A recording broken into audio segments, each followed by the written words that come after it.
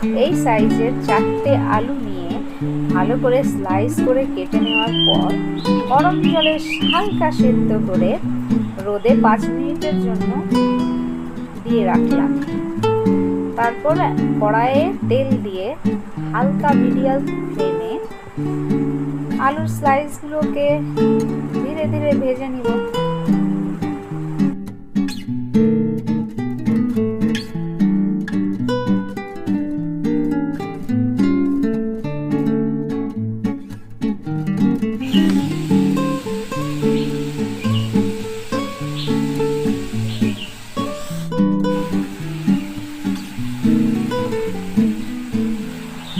আমি সবগুলো আলুর স্লাইস ধীরে ধীরে করে ভেজে নিয়ে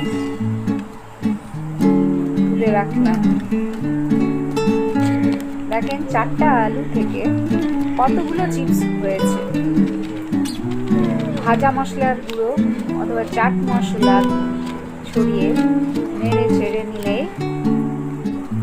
আমাদের চিপস রেডি হয়ে গেছে। বাইরে থেকে চিপস কেনার আর প্রয়োজনই পড়বে না।